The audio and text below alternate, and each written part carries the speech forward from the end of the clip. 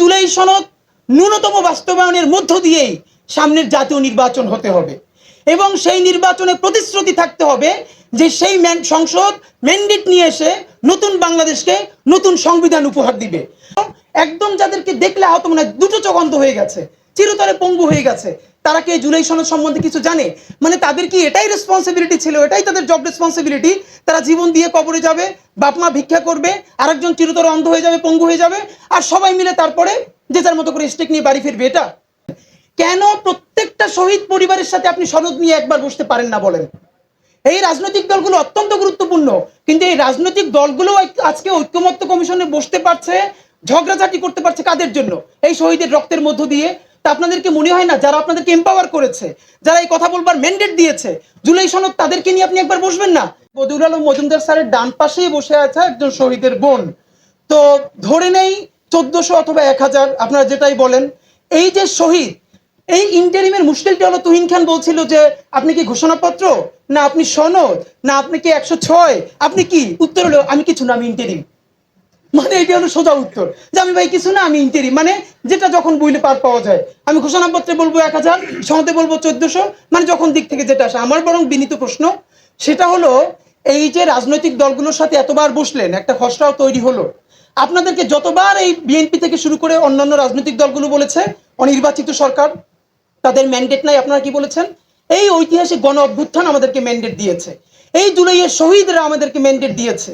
এই জুলাই সনদ নিয়ে এখন পর্যন্ত 100 বার বলছি, আপনারা এখন পর্যন্ত একটা শহীদ পরিবারের সাথে বসছেন?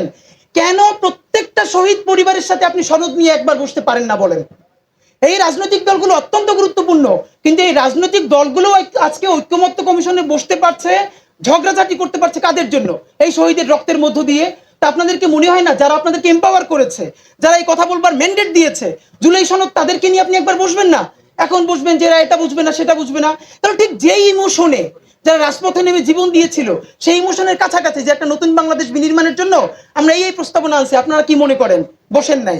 দ্বিতীয়ত, একদম যাদেরকে দেখলে হয়তো মনে হয় দুটো চোখ অন্ধ হয়ে গেছে, চিরতরে পঙ্গু হয়ে গেছে, তারা কি জুলাই সনদ সম্বন্ধে কিছু জানে? মানে তাদের কি এটাই রেসপন্সিবিলিটি ছিল, এটাই তাদের জব রেসপন্সিবিলিটি, তারা জীবন দিয়ে কবরে যাবে, বাপ মা ভিক্ষা করবে, আরেকজন চিরতরে অন্ধ হয়ে যাবে, পঙ্গু হয়ে যাবে, আর সবাই মিলে তারপরে যে যার মতো করে স্টেক নিয়ে বাড়ি ফিরবে? এটা এখন আমি যেটা বলবো, আমি জানি এইটা কোনো কালেই হয়তো পূরণ হবে না, এরপরও জান জুলাই এবং সততার প্রশ্ন থেকে আমি যেন আমার বিশ্বাসের কাছে, আমাদের বিশ্বাসের কাছে বলতে পারি যে যখন কেউ বলে নাই তখন ওই দাবি আমরা জানিয়ে গিয়েছিলাম। সুতরাং আবারও বলছি, বাস্তবায়নের প্রক্রিয়া কোনোভাবে একমাত্র রাজনৈতিক দলের হাতে ছেড়ে দেওয়া যাবে না। এর প্রমাণ আমরা দেখেছি 90-এ যে রাজনৈতিক সমঝোতা হয়েছে, 91-তে এসে সেই সমঝোতার কি হয়েছে?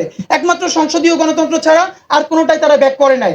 অনেকে বলে রাজনৈতিক দলগুলোর উপরে বিশ্বাস করেন, অবশ্যই বিশ্বাস তো আমরা করতেও বাধ্য, না করে যাবো কই? আপনারা তো মাইরে হইলেও বিশ্বাস করাবেন। তো কিন্তু ব্যাপার হইলো, বলেছে কেন, এটা একটু আগে বলছে যে এটা আইন না, প্রতিশ্রুতি। ভাই, যেই পোলা ঘরে বাপের পয়সা চুরি কইরা প্রতিদিন কিরাকাণ্ড করবো, 100 কিরারও আর 100 প্রতিশ্রুতিরও কোনো দাম নাই। সুতরাং আমাদের কাছে আমাদের রাজনৈতিক দলগুলো হলো আমাদের সেই পোলা। নামাজের সময় এই যে ইলেকশন আসছে, জুব্বা পড়বে, টুপি পড়বে, আল্লাহ বিল্লাহ করবে, মিলাদ গাইবে, একটু পর আবার মৌলবাদী বলবে, যখন যা লাগে। এই পলিটিক্সটাও ওকে, আমি তো এই পলিটিক্সটাকে ফাইন মনে করি, যখন যেটা লাগবে, এটা নিয়ে সমালোচনা নাই। কিন্তু আল্লাহর ওয়াস্তে যেটা বলি, এই জুলাই সনদ আপনারা রাজনৈতিক দলরা বসে বলেন কি করবেন, কিন্তু এর বাস্তবায়ন ইজ ভেরি ইম্পর্টেন্ট। এই জুলাই সনদ ন্যূনতম বাস্তবায়নের মধ্য দিয়েই সামনের জাতীয় নির্বাচন হতে হবে এবং সেই নির্বাচনে প্রতিশ্রুতি থাকতে হবে যে সেই সংসদ ম্যান্ডেট নিয়ে এসে নতুন বাংলাদেশকে নতুন সংবিধান উপহার দিবে। আর মানে আরেকটা ব্যাপার ভাইয়েরা মাঝে মধ্যে বলে যে গণভোটে মজা, এরপরে জাতীয় পরিষদ নির্বাচনে মজা, জাতীয় সংসদ নির্বাচনে মজা না। মানে এটা একটা কেমন? দুনিয়ায় বহু দেশের উদাহরণ আছে, প্যারালালি গণপরিষদ নির্বাচন হয়েছে, তারা সংবিধানও প্রণয়ন করেছে, আবার সংসদেও অ্যাক্ট করেছে। তো যদি সংসদ নির্বাচনে আপনার কোনো ভয় না থাকে, তাহলে সংবিধান প্রণয়নের জন্য গণপরিষদ নির্বাচন আপনার ভয়টা কিসের ভাই? জনগণ তো একই। এখন আমাদেরকে যে বলেন যে আমাদের গণভোটে এত মজা, তাহলে আপনাদের সংসদীয় নির্বাচনে এত মজা কেন? ফ্যাক্ট হলো জনগণই তো ম্যান্ডেট দিবে, তাহলে তারা ম্যান্ডেট দিতে দেন না কেন? তো আর একটা ব্যাপার, এখন যেটা হচ্ছে কথাবার্তা যাই আমরা জুলাই সনদের পক্ষে বলি, ঘুরে ফিরে মিডিয়া এটা বিএনপির বিরুদ্ধে দাঁড় করায়। এটা আর একটা নতুন জিনিস দাঁড়াইছে, বিএনপির বিরুদ্ধে দাঁড় করানো। আমি বিনীতভাবে বলি, বিএনপিকে কনফিডেন্সে নিতেই হবে। বিএনপির কনফিডেন্সের বাইরে রাখে বাংলাদেশে বিপ্লব হবে না, কিচ্ছু হবে না, এটা হলো প্র্যাকটিক্যাল কথা। তা আমরা বিএনপির মাহাদি আমির বাইরে ধরবো কি দিয়ে? আমরা ধরবো শহীদ জিয়ারে দিয়া। বিএনপির আমরা শহীদ জিয়ার পলিটিক্সে ফিরাবো ইনশাআল্লাহ। এবং সেই শহীদ জিয়া যেটা করেছে, আজকে আমাদের যে বন্ধুরা একটা কুতর্ক করার চেষ্টা করছেন যে আমরা নাকি সংবিধানের উপরে জুলাই সনদের, কিরে ভাই এই সংবিধানই তো চাই না, তাহলে উপর আর নিচ থেকে কই? বলছি জনগণকে নিয়ে নতুন একটা সংবিধান নির্মাণ করবেন, সেই সংবিধান অনুযায়ী নতুন করে দেশ চলবে, ফ্যাসিবাদ কায়েম হবে না, তাহলে এটার উপর নিচ থেকে কই? সবাই মিলে করবে, বিএনপি যদি ক্ষমতা আসে বিএনপি করবে, সমস্যা কি? সুতরাং আমি বিনীত অনুরোধ করি, প্লিজ আপনারা এবার যে রাউন্ডে বসবেন জাতীয় ঐক্যমত্য কমিশন, আপনারা এই আলাপ শেষে আমার মনে হচ্ছে আগামী 15টা দিন বাংলাদেশের খুব ক্রাইসিস যাবে, কারণ এখন জুলাই সনদ বাস্তবায়নের পরে নির্বাচনের ট্রেন ছেড়ে যাবে।